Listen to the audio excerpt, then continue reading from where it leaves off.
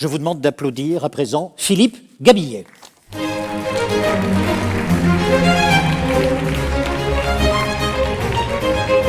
Alors, deux mots sur Philippe, qui voulait d'abord être aventurier, puis guérisseur, puis médecin, tout ça pour le plus grand courroux du paternel. Et lorsque Philippe a décidé d'aller à Sciences Po, tout le monde s'est tu et était relativement content à la maison. Aujourd'hui, Philippe est dans la catégorie des professeurs en psychologie positive à l'ESCP Europe. Vous avez également fondé, Philippe, la Ligue des optimistes de France, dans laquelle siège Jean d'Ormesson. Je le confirme. Optimiste parmi les optimistes. Vous avez écrit plusieurs ouvrages, L'éloge de la chance, L'éloge de l'optimisme. Question, dans quel état d'esprit le dirigeant doit-il se comporter, préconisez-vous qu'il se comportât face au futur? Ah, voilà une question. Voilà une très grande question. Vous savez, le futur, c'est un truc formidable. Je ne sais plus qui est-ce qui disait. Ça me passionne le futur parce que j'ai bien l'intention d'y passer le reste de mes jours. Moi, je trouve que c'est plutôt sage comme point de vue. Et je voudrais juste vous faire partager au démarrage une anecdote familiale, personnelle. J'ai eu un petit problème il y a une quinzaine de jours avec un client. Ça arrive, ça a dû vous arriver. Bref, j'ai raté une affaire. Enfin, l'école pour laquelle je travaille a raté une affaire dans laquelle j'étais... Donc j'étais furax. Je suis rentré chez moi, un scandale, ras-le-bol. C'était un très beau client, ils l'ont raté, ils s'y sont mal pris. Enfin bon, donc j'étais de mauvais poil, vous savez ce que c'est, le père de famille rentre un peu de mauvais poil. J'admets que j'ai beau être un gars très positif de temps en temps. Et mes enfants qui ont l'habitude diraient, tout d'un coup, j'étais à table en train de râler. Et tout d'un coup, mon téléphone sonne. Je dis, encore à cette heure-ci, ils ne peuvent pas me foutre la paix.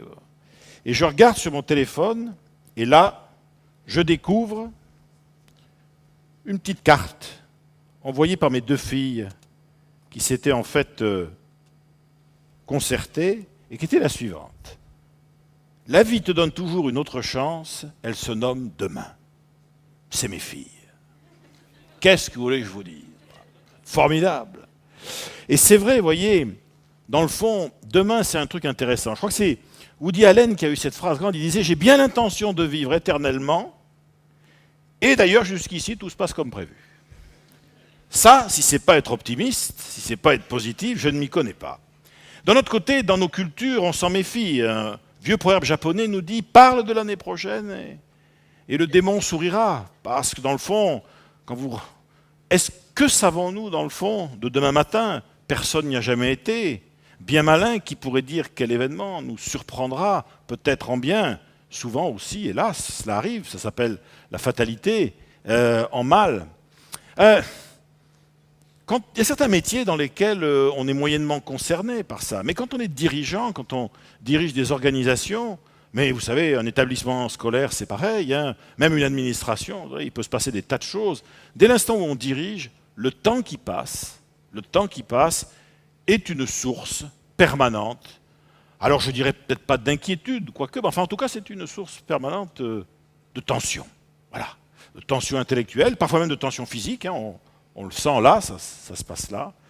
Et c'est pas très étonnant d'ailleurs. Hein, dans le fond, Suter, c'était un grand psychiatre, il avait eu cette belle phrase, c'était dans l'introduction d'un de ses ouvrages, sur l'anticipation justement, où il disait « En regardant vivre les hommes et les femmes, bien évidemment, il m'est apparu que leur principale et presque seule préoccupation était de vivre par avance leur avenir. » Ça, c'est quelque chose, on dit ça, ouais, c'est des mots, c'est pas que des mots.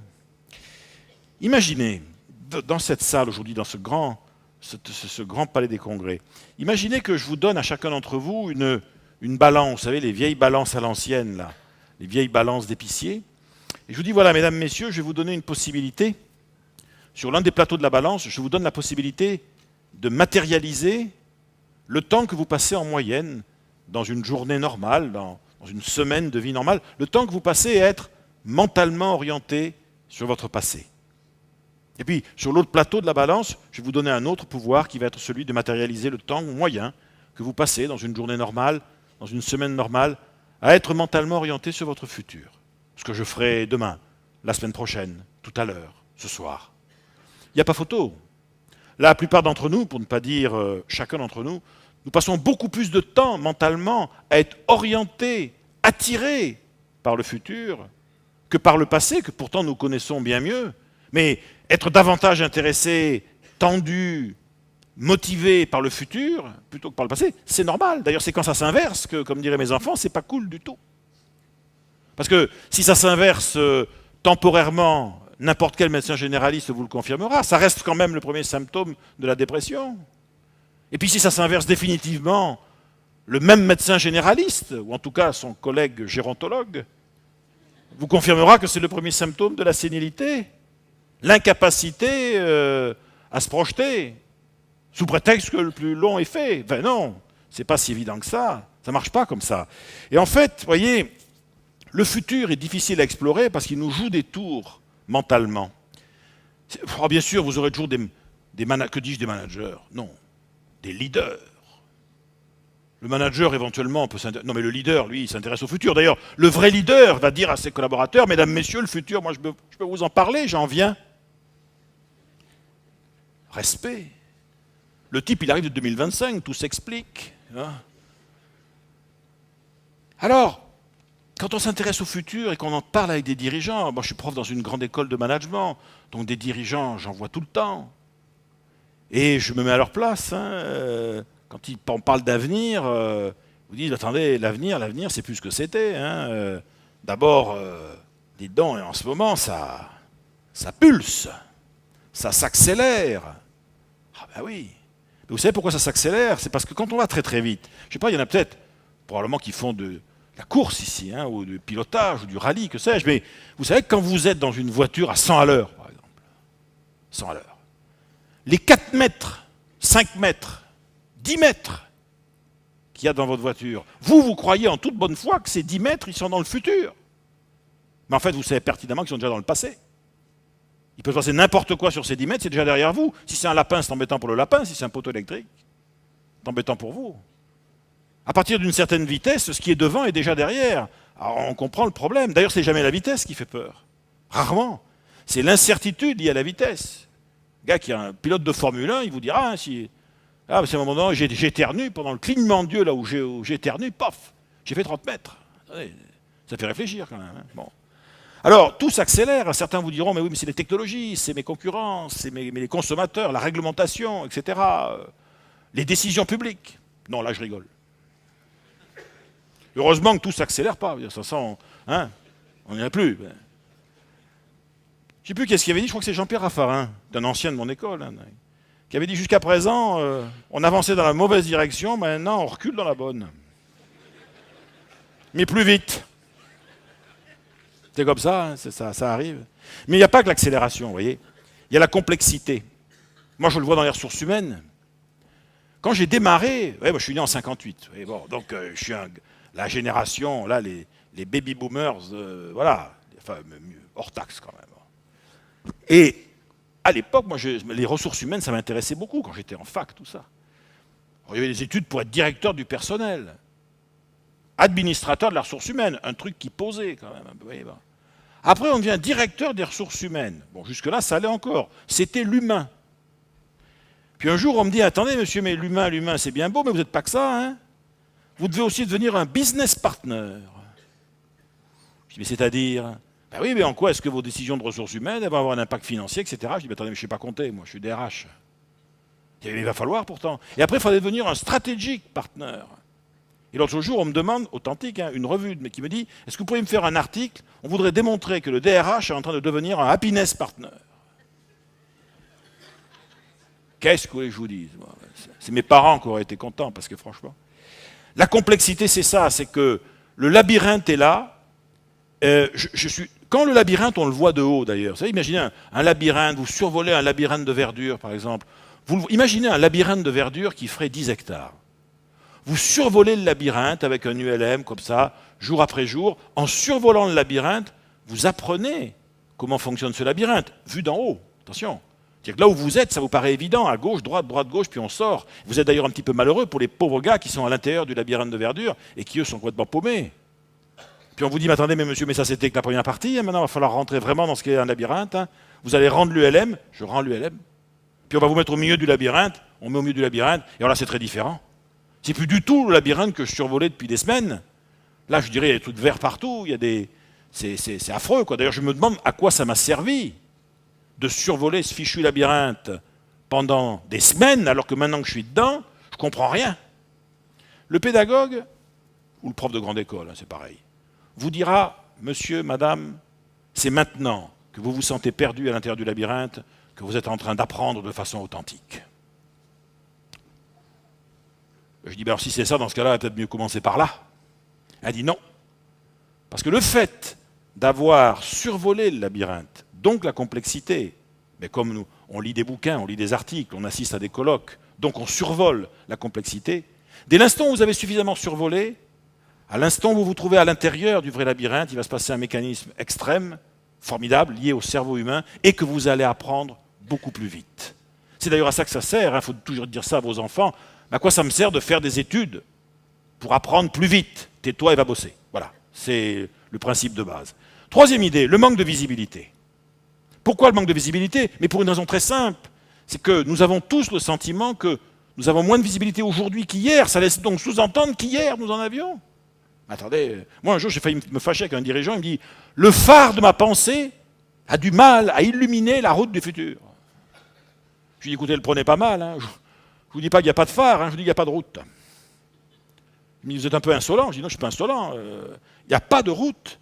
On ne sait pas de quoi demain sera fait. » Et d'ailleurs, je vais vous dire, c'est très simple. Souvenez-vous, quand on est petit, tout petit, si vous avez des enfants ici, à un moment donné, vos enfants, d'ailleurs vous-même vous étiez comme ça, un jour, vous savez quand est-ce que vous avez commencé à créer un stress pour vos parents, pour votre maman, surtout votre maman d'ailleurs, votre papa parfois, c'est le jour où vous vous êtes levé, vous avez commencé à marcher comme ça, tout seul, sans personne qui vous tenait. Là, pour vos parents, c'est un stress, parce que ça veut dire que vous avez commencé à faire n'importe quoi, vous commencez à acquérir l'autonomie motrice, etc. Bon.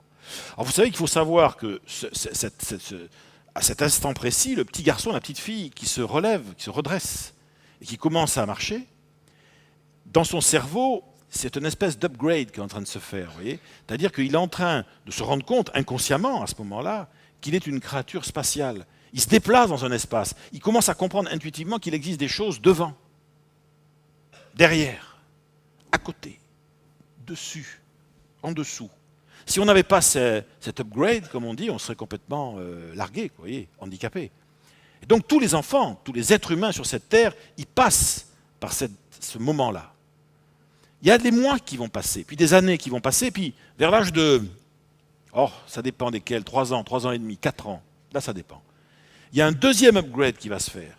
Le même petit garçon, la même petite fille, vous, quand vous avez cet âge-là, vous avez à un moment donné commencé à vous rendre compte qu'il y avait quelque chose de bizarre, c'est que il y avait quelque chose qui s'appelait demain. De même qu'il y avait quelque chose qui s'appelait hier. La semaine dernière, je suis allé à la fête de Magali. La semaine prochaine, on part en vacances chez mamie. Il existe un truc qui s'appelle le temps. Alors, c'est pas très clair, mais en tout cas, il y a un avant, il y a un après, il y a un aujourd'hui, hier, demain. Alors, ça aussi, c'est un sacré upgrade. On se rend compte brutalement qu'on est aussi une créature temporelle.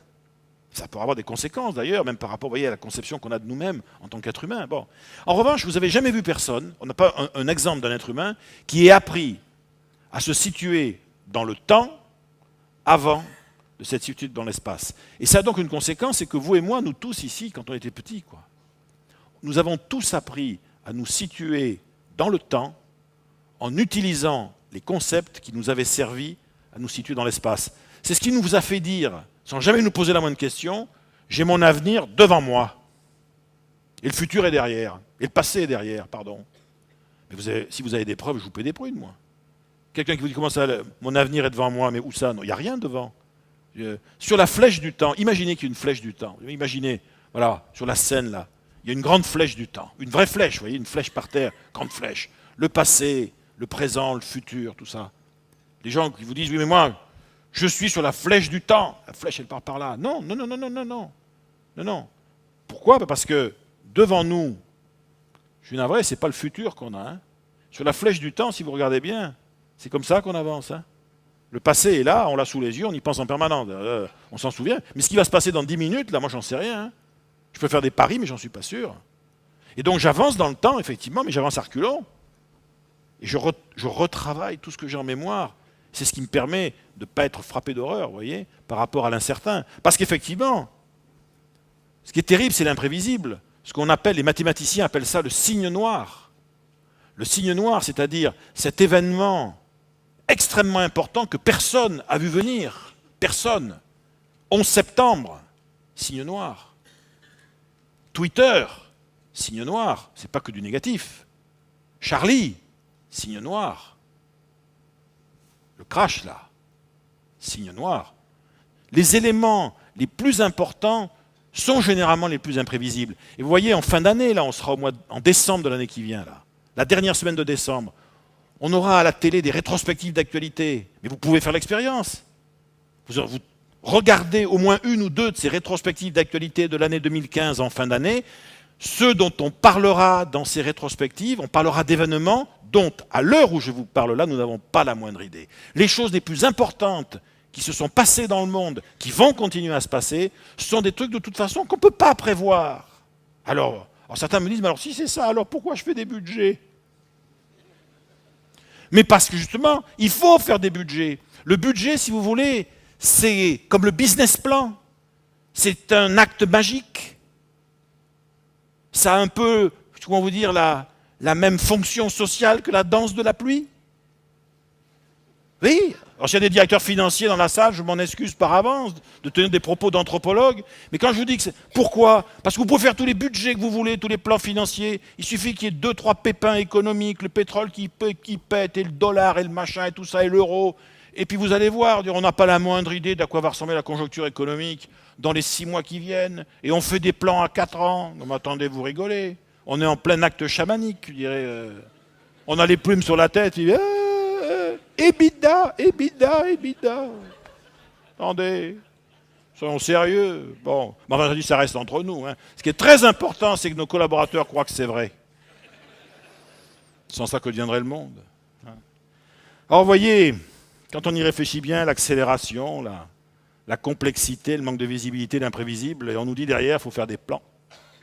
C'est pas simple, l'histoire. Alors, moi, je vais vous proposer, là, un petit aide-mémoire, vous voyez. Dans le fond, 2025, j'ai pris 2025 parce que c'est, par rapport à maintenant, c'est un chiffre rond. On a 10 ans. Donc vous voyez, 10 ans, 3650 jours, enfin bon. Attendez, est-ce que vous pouvez me dire ce qui va se passer dans 10 ans? Non. Mais je peux vous dire les questions que vous, si vous êtes aujourd'hui chef d'entreprise, si vous dirigez des activités, vous n'êtes pas devin, mais il y a des choses qu'on peut commencer à voir. Alors, bien évidemment, attention, il ne faut pas se tromper, hein. Il y a des méthodes dont il faut se méfier. Par exemple, vous avez la méthode divinatoire. Je vous ai mis un truc ici qui est un truc qui est pas mal. C'est une innovation. Ça a été pondu par des Suisses. Car le Suisse est innovant. Et pas uniquement d'un point de vue bancaire. Aussi d'un point de vue horloger. Ça, c'est une montre suisse. Montre faite par les établissements Borgeot. Très vieille maison, très honorable de la place suisse horlogère. Ils ont inventé une montre qui prédit l'avenir. Ils ont fait une espèce de joint venture, et c'est absolument authentique, hein, avec des mages indiens, enfin... un syndicat de mages indiens à Bangalore, enfin, des gens très bien par ailleurs. Enfin bon. Et alors, c'est une montre qui vaut un bras quand même, hein, je veux dire, ça doit valoir 6 ou 7 000 euros la montre.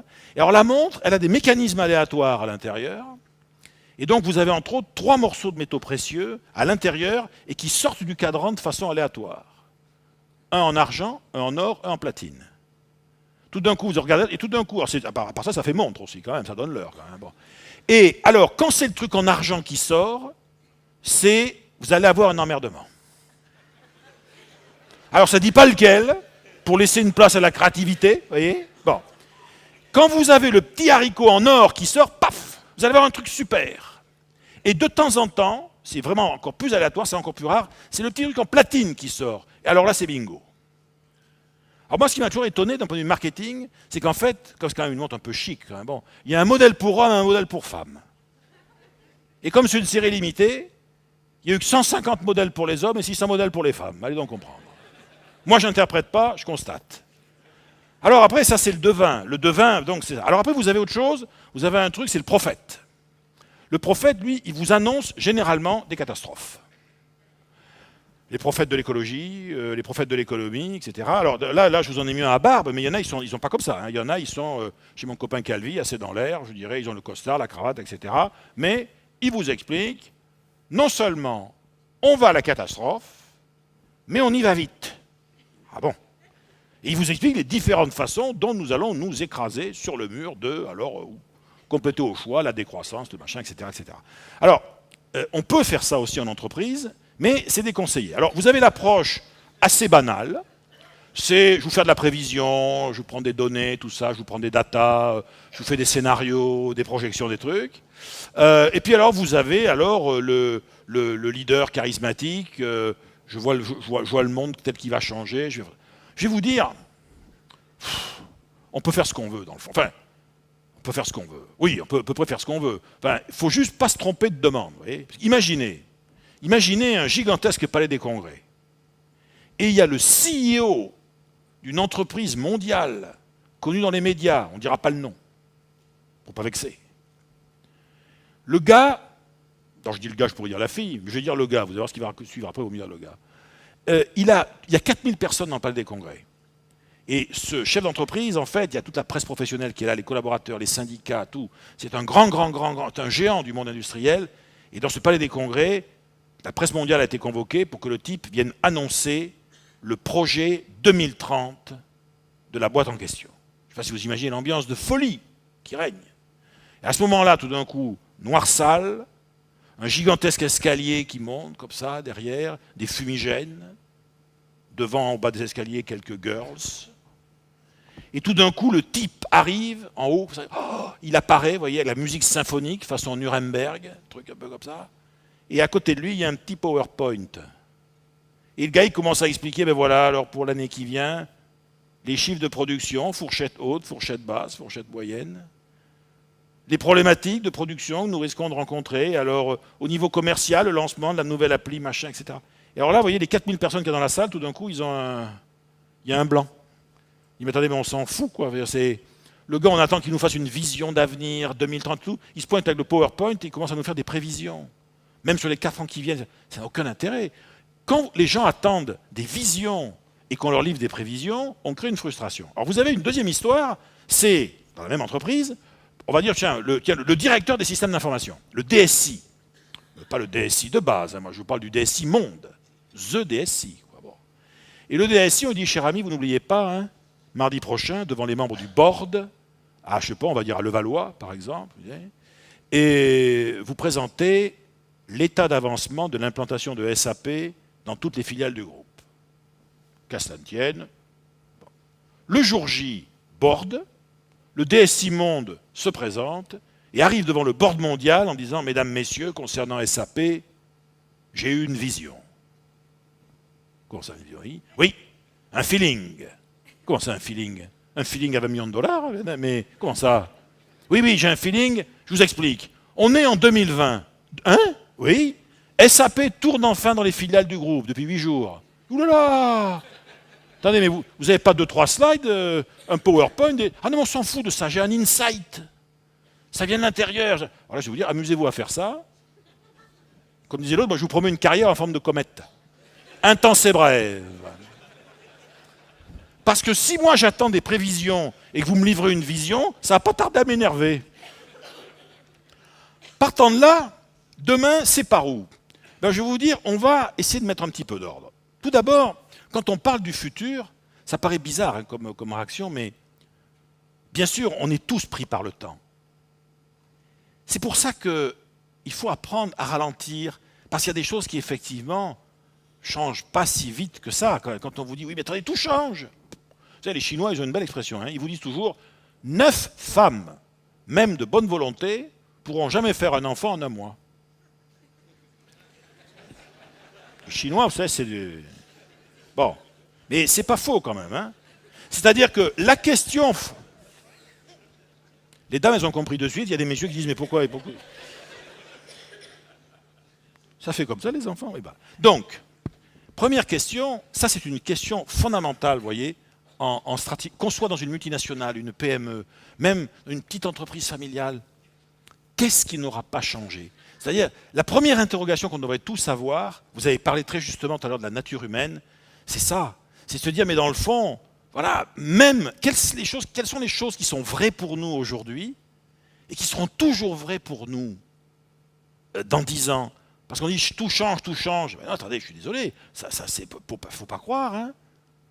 L'ADN d'une entreprise peut changer, mais ce n'est pas obligatoire. D'abord, il y a toujours des besoins, il y a toujours des clients. Bien sûr qu'ils bougent, mais le fait même qu'ils soient là, ça existe. Puis il y a des éléments identitaires qui ne changent pas comme ça. Attendez, moi, la probabilité que m'appelant Philippe aujourd'hui, je m'appelle Barbara dans 10 ans, je ne vous dis pas que ce n'est pas possible, hein, je vous dis que je ne le sens pas. Vous voyez, il y a un problème stratégique aussi. J'ai des choix stratégiques que j'ai posés par rapport à ça. Vous parliez tout à l'heure de la nature humaine, c'est tout à fait vrai. Je veux dire, je ne sais pas, moi, à quoi ressembleront vos collaborateurs dans 10 ans. Je n'en ai pas la moindre idée. Mais je peux déjà vous dire, parce que vos collaborateurs dans 10 ans seront, en tout cas pour une majorité d'entre eux, des homo sapiens. C'est-à-dire des êtres humains. Donc des gens qui, depuis la nuit des temps, ont des modes de fonctionnement récurrents, malgré les technologies, malgré tout ce que vous voulez. Un homo sapiens, c'est un animal à territoire. Il a besoin de se sentir en sécurité sur un territoire qu'il maîtrise, un territoire physique, un territoire mental, un territoire de compétences, un territoire de relations. Un homo sapiens, c'est quelqu'un qui a besoin de recevoir des signes de reconnaissance pour exister. Quelle que soit sa culture, quelle que soit sa nationalité, on a besoin de recevoir des signes de reconnaissance. Positifs plutôt que négatifs, mais négatifs plutôt que rien du tout. De même que, et ça a été très bien dit tout à l'heure, un homo sapiens, pour pouvoir vivre, a besoin d'avoir le sentiment qu'il est en train de grandir quelque part. Alors, on ne grandit pas de la même façon. Certains, ils ont besoin de grandir à travers l'avoir. Ils veulent posséder, accroître leur patrimoine, etc., gagner plus de fric, etc. Bon, d'autres, ils vont vouloir grandir et progresser à travers le faire, bâtir, créer, développer, inventer, tout ça. Laisser une trace dans l'histoire. Bon. Il y en a d'autres, ça va être à travers l'être. C'est-à-dire s'accomplir, se rapprocher du grand tout cosmique. Chacun son truc. Oui, j'ai pas de... Voilà. Mais ces éléments-là ne bougeront pas. Posons-nous toujours la question, dans le métier qui est le nôtre aujourd'hui, est-ce qu'il y a des choses qui sont relativement invariantes, qui évoluent plus lentement que les autres? Parce que c'est là-dessus qu'il va falloir se bagarrer, ne serait-ce que pour les conserver. Quand on vous dit, dans le monde par exemple du changement, le changement social, c'est un boulot de folie le changement social. Ça a fait vivre des générations de consultants et ça va continuer. Et moi je vais vous dire, il faut que tout le monde vive, hein, donc il n'y a pas de problème. Si ce n'est que, il ne faut pas dire des bêtises. Moi, quand j'entends par exemple des gens qui me disent « Ah, vous comprenez, dans l'entreprise moderne aujourd'hui, pour que le salarié accepte l'idée de changer et d'évoluer, il faut d'abord qu'il ait compris les avantages qu'il va pouvoir retirer du changement en question. » Oui, attendez. Oui, mais ça c'est le salarié qui, est homo economicus, donc il est hyper rationnel, et en plus il a confiance en vous. Mais la plupart du temps, le salarié, l'acteur social qui est au travail, c'est pas comme ça qu'il fonctionne. Je vous le rappelle, et ça, la recherche en sciences de gestion l'a largement démontré depuis 50 ans. Il faut savoir si on veut changer quoi que ce soit dans sa propre entreprise. Hein. L'axiome qui a été validé par la recherche aujourd'hui, c'est pour qu'un salarié accepte l'idée de changer, il faut d'abord et avant tout qu'il ait compris ce que ce changement va lui permettre de conserver. C'est pas tout à fait la même musique. C'est qu'on commence à dire, vous allez le voir, on va tout chambouler, faites-moi confiance. Et ta sœur.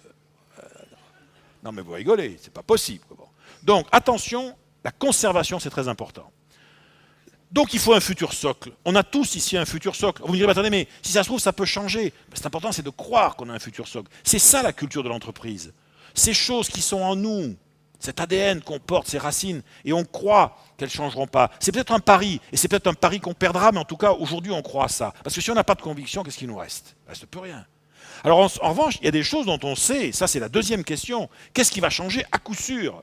Parce que qu'on le veuille ou non, il y a des choses qui changent à coup sûr. L'obsolescence, c'est à coup sûr.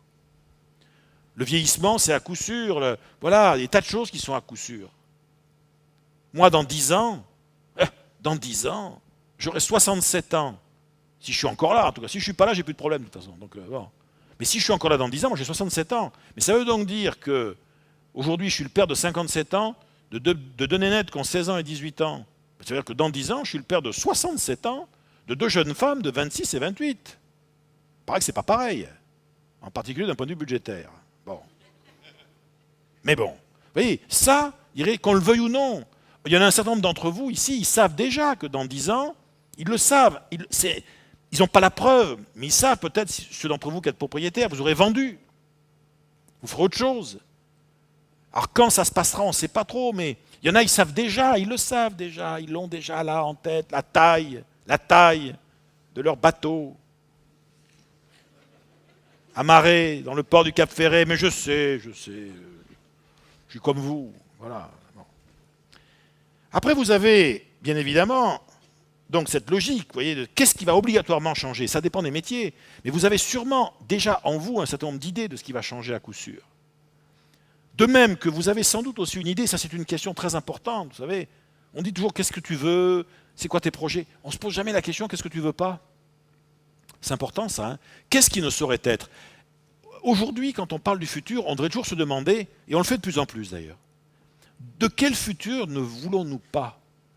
De quoi je ne veux pas entendre parler? Qu'est-ce que je m'interdis d'envisager? Qu'est-ce qui est exclu? Je ne sais pas de quoi le futur sera fait, mais en tout cas, il ne sera pas fait avec ça. Il y a une anecdote que j'aimais beaucoup, une anecdote littéraire qu'on racontait. Marcel Proust recevait très peu de journalistes. Et il décide, un jour, il accepte de recevoir un journaliste d'une revue littéraire de l'époque, donc d'après-guerre, après la Première Guerre mondiale, qui s'appelle Le Mercure de France. Et donc le journaliste est très content, il a eu cette interview, il y a très peu d'interviews de Marcel Proust à l'époque, et donc il discute avec lui, il interroge sur plein de sujets, et à la fin de la conversation, il demande à Proust, il lui dit, mais alors, maître, dans le fond, pour conclure, qu'est-ce que vous aimez vraiment, vous, en littérature? Et à ce moment-là, Marcel Proust le regarde et lui dit, oh, cher ami, ce que j'aime en littérature n'a pas grande importance. En revanche, je pourrais vous parler pendant des heures de ce que je déteste en littérature. Oui. D'une façon générale, je me connais, j'ai des dégoûts très sûrs.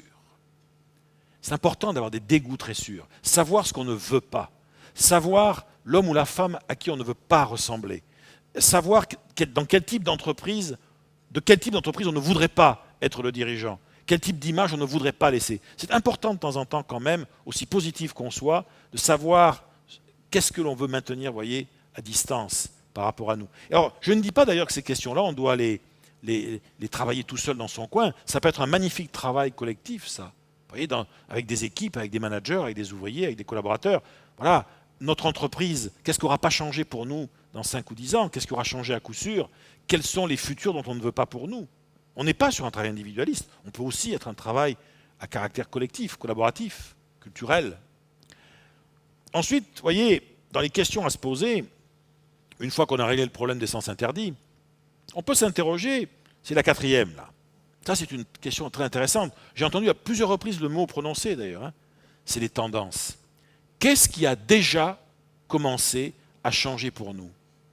Voilà, depuis 1 an, 2 ans, 3 ans, quelles sont les tendances sur lesquelles nous sommes? Alors là, vous avez généralement d'ailleurs des observatoires qui font ça très bien, qui mesurent par métier, par profession, par secteur, par région de France, par région du monde, qui mesurent les tendances. C'est intéressant de les connaître. Ça ne veut pas dire en être victime, vous voyez, ou les croire aveuglément, mais être en permanence dans l'interrogation, dans la veille, regarder la curiosité de ce qui se passe autour, vous voyez. Mais pourquoi? Mais simplement pour comprendre sur quelle tendance, vague de fond, etc. on est. Ça, c'est une vraie responsabilité aujourd'hui du dirigeant et de la dirigeante. Et à quoi sert tout cela? Ça sert à répondre à la 5e question. Quelles sont aujourd'hui nos principales incertitudes à l'horizon 2025? Parce que dans le fond, un dirigeant, c'est aussi quelqu'un. On voudrait toujours que le dirigeant apporte les réponses. Mais attendez, déjà, s'il arrive à poser les bonnes questions, ça sera pas mal. Vous avez certains secteurs aujourd'hui pour lesquels l'incertitude clé, elle est sur dans quel pays puis-je relancer aujourd'hui mon processus de croissance, si je veux sortir de mon espace national. Sur quel type d'offre puis-je relancer aujourd'hui mon activité, si je veux sortir de ce qu'est mon offre classique aujourd'hui. Il y a des tas de questions possibles, des tas d'incertitudes possibles, mais ce qui est clair, c'est que soit on considère que la réponse à ça, elle est aujourd'hui dans la tête uniquement des experts du métier, ou bien on fait une hypothèse hardie, une hypothèse audacieuse, qui est de dire, et si dans le fond, non seulement moi, dirigeant, mais mon équipe de direction, c'est sûr, mais allons plus loin, mes collaborateurs les plus anciens ou les plus proches, voire les plus récents, voire les plus jeunes. Et si en fait tous ces gens-là, d'autant plus qu'on parle de quelque chose qui n'a jamais existé, ça s'appelle l'avenir, et s'ils avaient en fait une compétence cachée là dans l'inconscient, et si en fait j'avais autant de fiabilité à aller demander à des gens qui travaillent chez moi depuis 10 ans, depuis 20 ans, depuis 4 mois, qui sont en stage, parler avec eux, à votre avis, l'avenir de l'entreprise, vous le voyez comment? D'ailleurs, je vais vous mettre à l'aise, il ne voit rien. Mais quand on dit à quelqu'un, vous voyez l'avenir comment, il va vous répondre sur comment il le sent. Voilà, je travaille dans cette entreprise depuis 2 mois, voilà ce que je sens, moi. Je me trompe peut-être, mais j'ai l'impression que vous allez là. Ça fait 20 ans que je travaille ici, j'ai l'impression que nous, on va là.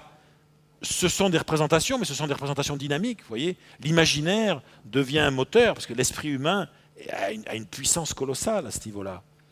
Être capable, comme ça, en utilisant les gens, de faire nourrir, à travers le collectif, le questionnement, par le groupe, quoi, par les gens qui sont là, ça c'est formidable. Et on peut terminer alors avec la dernière question, la question qui est celle qui vous intéresse, vous, pour le coup, directement. Alors c'est quoi la dernière question? Quand on fait ce genre d'exercice-là, on fait quoi? D'abord, on fait un travail de mémoire. Ouais. On dit, quand je regarde dans le rétroviseur, qu'on voit d'où on vient, qu'est-ce que ça m'apprend sur aujourd'hui? Alors, ça peut être trompeur. Hein. Moi, j'ai fait, pas longtemps, j'ai fait un audit culturel. On avait travaillé sur ce qu'on appelle les survivants. Alors, les survivants, c'est un concept qui est lié, vous savez, au management des fusions-acquisitions. Je ne sais pas s'il y en a qui ont été pris dans des fusions ici parmi vous. Alors le survivant, c'est celui qui a survécu à plus de 5 fusions et qui est toujours là. Alors nous, on avait commencé à bosser là-dessus, on avait un super échantillon, on avait 80 survivants, hein, des polyfusionnés. Il y en avait à peu près un tiers dans l'informatique, un tiers dans le pharma et un tiers dans l'industrie lourde. Et donc nous, on fait des études qualitatives, on fait notre job, quoi. Bon. Et alors j'ai un collègue qui me dit, je viens de trouver une typologie formidable. Il me dit, en fait, il n'y a pas un style de survivant, il y en a plusieurs. Je dis, avec ça, il dit, en fait, ce qui différencie les survivants, c'est la façon dont ils identifient comment ils ont survécu. Alors par exemple, effectivement, il nous a montré, c'était vachement intéressant, et on voit très bien que c'était lié à la mémoire, comment est-ce qu'ils se souvenaient de ce qu'ils avaient vécu. Il y en avait qui vous disaient, on les a appelés ceux-là les rescapés. Le rescapé, c'est celui qui vous dit, d'ailleurs il est tout en kaki, vous voyez, et en kaki, il a le casque et tout, le couteau, puis il vous dit, voilà, moi de toute façon, je me suis adapté dès le début, j'ai collé au terrain. Le marine s'improvise, le marine s'adapte. Voilà. Et donc à partir de là, je me suis adapté, je me suis formé, j'ai appris des trucs. Maintenant c'est bon, 1 fois, 2 fois, 3 fois, je suis entraîné. Survivor. Vous appelez ça l'enfer, il appelle ça chez lui. Voilà. Alors là, celui-là, généralement, il peut vous dire, vous pouvez continuer à fusionner tant que vous voulez. Moi, je suis prêt. Viens me chercher, viens. Alors à l'autre bout, vous en avez un tout petit qui est là comme ça. C'est le miraculé. Vous en êtes sorti comment, vous? Je ne sais pas, parlez pas trop fort. Mais vous en êtes sorti, je ne sais pas, première fusion, deuxième fusion, olé, troisième fusion, hoppa. Et alors dans le lot, vous avez aussi une autre catégorie, c'est le sursitaire. C'est celui qui vous dit, je me suis sorti jusque-là. Mais la prochaine fois, je suis bon. Alors vous avez aussi une catégorie très intéressante, c'est le faux cul. C'est-à-dire, on appelle ça, nous en fait dans le jargon, parce que bon, on appelle ça l'usurpateur. Dans les entretiens de groupe, l'usurpateur, c'est formidable. Le mec ou la nana, il a échappé à 5 fusions. Et c'est le gars qui vous dit, oh, m'en parlez pas. Quand je vois les gens compétents qu'il y avait ici avant. Et motivés, hein. Ouh, ils sont partis. Et oui, moi je suis toujours là. Et oui, des fois je me dis que c'est pas juste. Mais c'est comme ça. Bon. Et alors vous avez la dernière catégorie, ça c'est formidable, dans les fusions, c'est ce qu'on appelle l'invisible. Les fusions l'ont pas vu. Non mais il faut le faire. Moi, une fois j'ai vu ça, un type, c'est grand laboratoire pharmaceutique, je ne dis pas le nom, laboratoire de R&D du laboratoire pharmaceutique, c'était à Rennes à l'époque. Bon. Moi je rencontre le gars pour un entretien, tout ça, il me reçoit très gentiment, moi je suis le chercheur, vous voyez, donc le gars, je pose mes questions, tout ça. Et alors, ils avaient fusionné, je ne sais pas combien de fois en 20 ans, c'était un truc de folie. Et je vais pour interviewer ce patron, qui était le patron du laboratoire de recherche et développement de ce grand labo pharmaceutique. Et je lui dis, cher monsieur, première question, question ouverte, etc. Comment avez-vous vécu les différentes fusions? Et le gars, il me dit, les fusions, quelles fusions?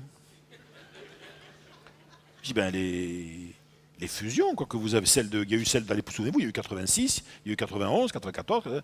Ah oui, oui, oui, non, je comprends, oui, non, on vous a mal informé. Je dis, comment ça? Ah oui, ils ont fusionné, mais à Paris. Je dis, ah, oui, oui, monsieur, nous on est à Rennes, nous, ici. C'est quasiment la Bretagne, donc bon. Alors effectivement, si vous me demandez ce que ça a changé pour nous les fusions depuis 20 ans, je peux vous le dire. Hein. La business card, le logo, 4 fois ça a changé, hein, ok. 2-3 procédures administratives à la norme, de toute façon on ne les suivait pas avant, on ne les suit pas maintenant, donc bon.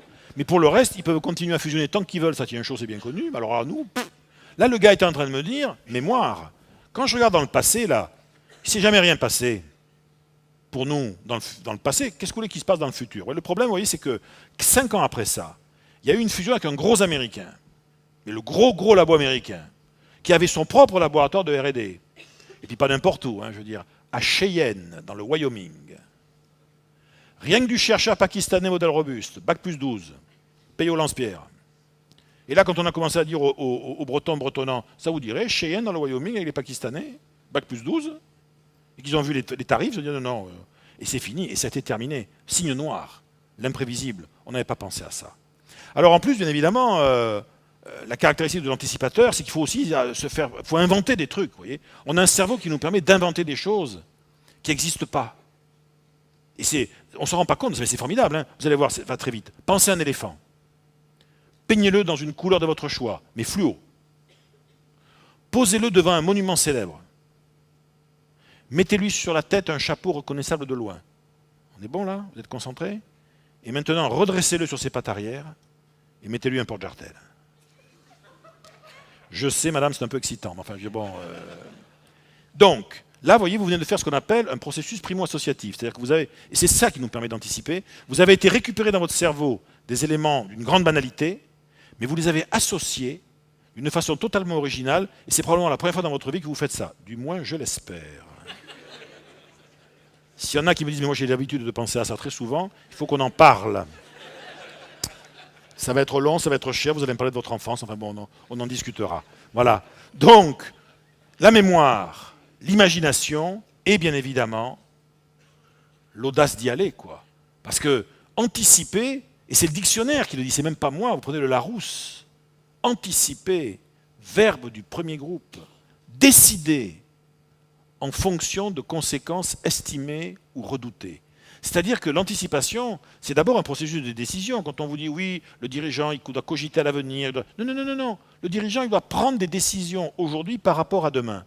Et c'est ça, dans le fond, l'art de voir venir. Qu'est-ce que vous faites les uns et les autres, d'ailleurs, ne serait-ce qu'en faisant des événements comme celui-ci, en lisant la presse économique, professionnelle, en lisant d'ailleurs la presse dans d'autres univers que la presse professionnelle ou économique. Vous surveillez, même sans vous en rendre compte, vous surveillez en permanence les liens, les tendances, vous cherchez à créer des liens entre les choses. Ça vous permet aussi d'envisager les options, ce qu'on appelle les options critiques. Vous savez, dans un monde incertain, celui qui gagne, c'est toujours celui qui sait ce qu'il fera si par hasard il perd. Celui-là, il va être difficile à surprendre. Ce qui est dangereux dans les mondes incertains, c'est qu'on passe son temps à raconter ce qu'on fera une fois qu'on aura gagné. Quoi. Alors là, ça peut être risqué. Et surtout, c'est quelqu'un qui va prendre des bonnes décisions. Mais attention, qu'est-ce que c'est qu'une bonne décision en 2015? Alors là, je vous mets à l'aise. Une bonne décision en 2015, c'est plus comme c'était le cas, moi, quand j'étais étudiant, même quand j'ai démarré dans le conseil, il y a 30 ans de ça, la bonne décision, c'était la décision qu'on avait pesée. C'est-à-dire qu'on avait le pour et le contre. La recherche opérationnelle, ça vous rappelle des trucs, les simulations, les scénarios alternatifs, le machin et tout ça. On passait un temps fou avant de prendre la bonne décision. On était dans un monde suffisamment stable, du moins le croyait-on, qu'on allait pouvoir se permettre de prendre une décision en anticipant et en investissant du temps avant de la prendre. Plus on avait mis du temps avant de prendre la décision, plus ça voulait dire que la décision allait être bonne. Mais ça, c'est terminé. Hein. Je peux vous dire qu'en 2015, c'est terminé. Aujourd'hui, dans la quasi-totalité des décisions que vous êtes amenés à prendre, ne serait-ce que parce que vous n'avez plus de temps, quoi. Vous n'avez pas l'information qui va, puis l'environnement est turbulent. La bonne décision en 2015, je vais vous dire, c'est la décision que vous allez prendre. N'importe laquelle, mais qu'à partir de cet instant, vous allez tout faire pour essayer de rendre bonne. Et ça, c'est le grand secret, vous voyez, du XXIe siècle. Les bonnes décisions de toute nature, politique, économique, c'est les décisions qu'on prend, on y va, quoi.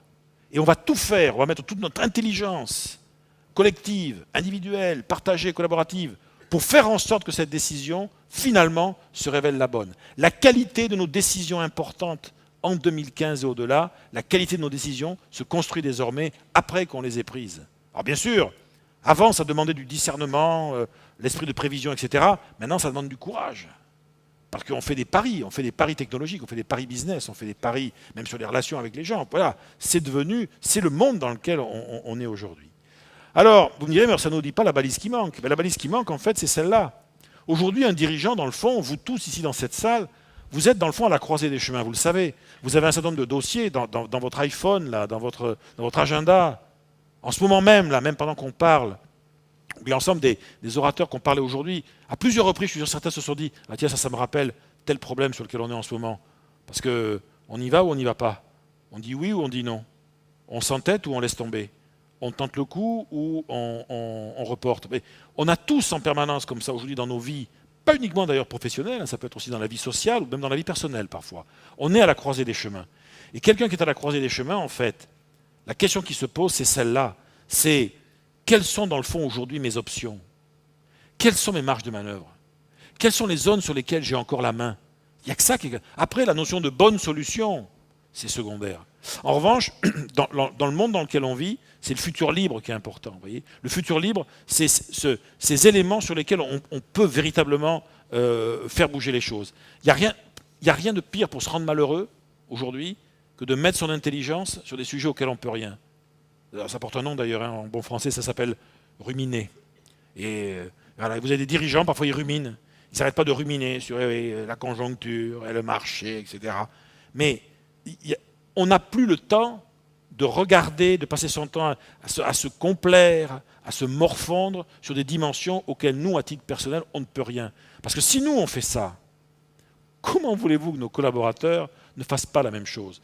Le seul exemple qu'on peut donner, c'est dire, écoute, je ne suis même pas sûr que la décision que je suis en train de prendre, ça va être la bonne, mais je vous demande une chose, mettez votre créativité, votre innovation, votre sens de l'action, au moins sur des choses où vous pouvez faire bouger les choses, même un peu, où on a de l'influence. Alors, on peut avoir de l'influence sur la relation, on peut avoir de l'influence sur le lobbying, on peut avoir de l'influence... Il y a des tas de domaines sur lesquels on peut tenter le coup. Tenter le coup, ça ne veut même pas dire réussir, mais au moins, on a tenté, vous voyez, on a fait des choses. C'est ça aussi qui va donner un sens. Le chat de mon camarade Gueluc dit très justement, le futur commence immédiatement après la fin de cette phrase. Il a effectivement pas tout à fait tort, et je voudrais juste vous laisser en conclusion les différentes... quelles sont pour nous aujourd'hui nos priorités, quelles que soient d'ailleurs, je vais vous dire, nos activités. Première priorité, on a tous ici intérêt, on nous dit oui, il faut changer, il faut tout chambouler, il faut vous remettre en question. Ok, mais même quand on se remet en question, même quand on change, vous et moi, et mon ami Thierry ici présent, nous avons tous des fondamentaux dans nos vies non négociables. Vous les appelez comme vous voulez, c'est vos valeurs, c'est des trucs auxquels vous croyez, c'est des convictions, etc. On ne peut pas tout changer, je suis navré, c'est pas humain. Et justement, il faut justement que beaucoup de choses changent pour que l'essentiel, lui, puisse se maintenir et perdurer. Sachant que cet essentiel n'est pas le même pour tout le monde. La deuxième idée, c'est que dès l'instant où on est face à une contrainte, dès l'instant, et ça a été dit tout à l'heure, avec beaucoup de justesse, dès l'instant où on est face à quelque chose auquel on ne peut pas échapper, on n'a qu'une seule possibilité, le transformer en expérience d'apprentissage. Vous pouvez prendre le problème dans tous les sens. La difficulté, le déficit, l'échec, la maladie, etc. Pour certains, dans pas longtemps, la défaite électorale. Il faut en faire un outil d'apprentissage. Et voilà, qu'est-ce que ça m'apprend pour le coup d'après? Voilà. Et là, ça donne un sens. Les pires choses peuvent être rendues, non pas positives, hein, mais vivables, supportables, dès l'instant où ça nous a appris quelque chose sur nous ou sur les autres. La troisième idée, c'est qu'on a toujours intérêt à pratiquer l'option critique, toujours. Qu'est-ce qu'on fait si ça ne se passe pas comme prévu? Et qu'est-ce qu'on fait si ça ne se passe pas comme prévu? C'est typiquement une question qu'on doit se poser toujours à plusieurs. Ce n'est pas le patron tout seul dans son bureau, ce n'est pas l'expert tout seul. Non. Qu'est-ce qu'on fait, les amis, si par hasard, le client, là, on ne l'a pas? Qu'est-ce qu'on fait si le brevet, on n'arrive pas à le récupérer? Qu'est-ce qu'on fait si le chinois nous tombe dessus? Qu'est-ce qu'on fait? Mais on y réfléchit ensemble. La quatrième idée, c'est que on a intérêt à considérer que globalement, tout est ressource. Tout ce qui arrive peut être une ressource. En revanche, on n'est pas toujours dans l'environnement qui fait que ce qui nous arrive est une ressource. On a parfois un certain nombre de contraintes, vous voyez, de difficultés. Si on était dans un autre environnement, peut-être qu'en fait, ça deviendrait des ressources. Ça vaut le coup de tenir en permanence. Et ça aussi, c'est un travail collectif, parce que même un cerveau humain aussi puissant que celui d'un patron, d'un manager, etc., ne peut pas tout avoir. En permanence, regarder ce qui va bien, le verre à moitié plein, ce qui peut faire ressource, etc. C'est une discipline collective. C'est aussi ce qui fait que on va pouvoir collectivement, l'ensemble des équipes, régler notre GPS intérieur sur les bonnes questions. Parce que ça explique beaucoup de désordre, vous savez, dans certaines entreprises. Ce n'est pas que les gens sont de mauvaise volonté, mais ils ne se posent pas les mêmes questions. Selon l'endroit où ils sont dans l'entreprise, ils n'ont pas les mêmes priorités. Ils n'ont pas la même conscience de ce qui est vital pour la structure. Bien sûr, sans doute chacun à son niveau a raison, mais être celui ou celle qui va permettre de dire, au-delà de toutes ces petites questions locales que vous avez, voilà les 3-4 grandes questions générales, fondamentales, transversales, qui vont animer notre action dans les 3, 4, 5 ans, 10 ans qui viennent, ça c'est un travail de patron. Oui. Et enfin, face à l'inconnu, face à l'incertain, on a toujours intérêt à chercher un maximum de marge de manœuvre. Voilà. Parce que voilà, la solution qui réglera tout, c'est terminé. On vit dans des univers où les solutions qu'on va trouver seront quasiment toutes imparfaites, temporaires et partielles. Formidable, c'est la vie. Hein. Toute l'histoire de l'humanité depuis Cro-Magnon, l'histoire humaine depuis Cro-Magnon, c'est l'histoire des solutions qu'on n'a pas cessé d'inventer aux problèmes qu'on rencontrait. Toutes ces solutions depuis la nuit des temps ont toujours été partielles, temporaires, imparfaites. Mais mises bout à bout, ça fait la civilisation et on continue à inventer aujourd'hui des trucs formidables qui, en fait, dans 50 ans, nous paraîtront complètement dépassés. Mais c'est pour ça que c'est formidable de vivre, je dirais, dans un univers, qu'on le veuille ou non, malgré tout, qui a été créé et qui fonctionne depuis toujours. Ce qui nous différencie de toutes les autres créatures animales de la Terre, c'est qu'on fonctionne sur une espèce de lâchage, vous voyez, permanent, débridé de notre imagination, de notre créativité. Et je dirais, et voilà, et on est dedans. C'est pour ça que le spectacle dans lequel on est, dont on est à la fois d'ailleurs spectateur et acteur, reste un spectacle fondamentalement passionnant dès l'instant où on regarde, vous voyez. Et pas uniquement dans le monde de l'entreprise, dans d'autres univers. Donc nous on est là, vous voyez, on est là à la croisée des chemins, le futur, le présent, l'avenir. Moi j'ai une pensée pour Antoine de Saint-Exupéry. Il nous a laissé une correspondance et il écrit ça un jour à un de ses amis. Il lui avait dit, d'ailleurs l'ami en question, vous avez peut-être entendu parler, parce que c'était un gars, vous savez, il s'était craché dans les Andes avec un petit avion, il s'appelait Henri Guillemet. Et en fait, il fallait absolument qu'il rentre. Il avait survécu, mais il voulait absolument rentrer, non pas pour survivre, il croyait qu'il était foutu, hein, mais il voulait qu'il rentre pour qu'on puisse retrouver son corps. Sans ça, sa femme n'aurait pas pu à l'époque toucher la prime d'assurance. Et en fait, le gars, on a fini par le retrouver vivant, un peu amoché, mais vivant. Et Saint-Exupéry lui envoie cette lettre, entre autres dans sa lettre, il dit ça. Il dit, tu sais, l'avenir, ce n'est jamais que du présent à mettre en ordre. Tu n'as pas à le prévoir, mais à le construire. L'avenir, c'est que du présent à mettre en ordre, c'est-à-dire que, dans le fond, tout ce dont on a besoin aujourd'hui, nous tous ici, pour prendre notre avenir en main, soit on l'a, je ne dis pas qu'on le voit, mais en tout cas, soit c'est là, on l'a autour de nous, il faut qu'on le trouve, mais si on ne l'a pas, dans ce cas, on s'en fout, quoi. Il faut passer à autre chose. Regardons déjà tout ce que nous avons. L'avenir, c'est que du présent à mettre en ordre, ça signifie que nous avons tous un devoir d'optimisation par rapport à la réalité. Faire encore mieux, encore plus avec ce qu'on a déjà. Il sera toujours temps, en vrai, de voir ce qui nous manque, mais déjà, avec tout ce qu'on a, on peut faire un paquet de trucs. Et donc, tu n'as pas à le prévoir, mais à le construire. Et à un moment donné, pourquoi tu n'as pas à le prévoir? Parce que ça n'existe pas, quoi. Le futur, pour l'instant, n'existe pas.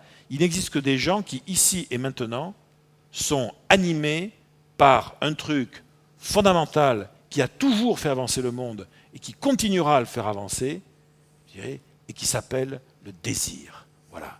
Eh bien, écoutez, je vous souhaite de continuer à désirer longtemps les choses les plus folles. Merci. Philippe Gabillet.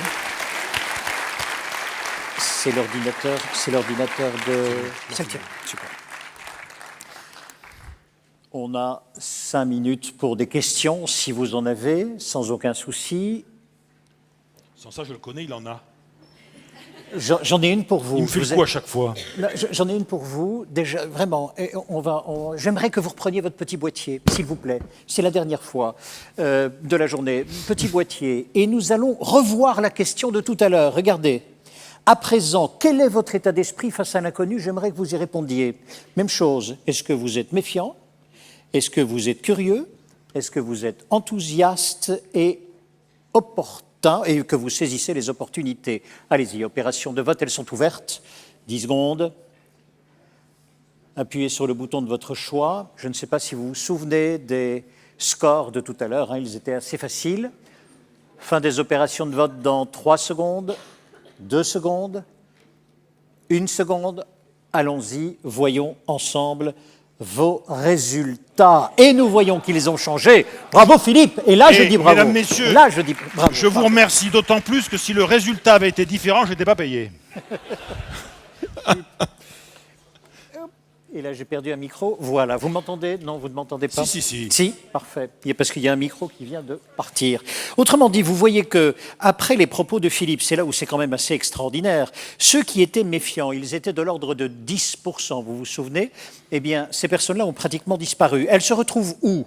Ah, elles se retrouvent du côté des furieux optimistes, apparemment. Si en tous les cas, le glissement se fait de A sur C, c'est ça qu'il faut interpréter. Donc, bravo Philippe, vraiment. Avez-vous une question, vraiment? Sinon, nous allons clore cette journée magnifique. Pas de questions? J'ai quand même une chose, si, il y en aura une, au moins une. Parfait, ça c'est un cheminement individuel et parfois collectif sur un certain nombre de points. Vous les avez évoqués.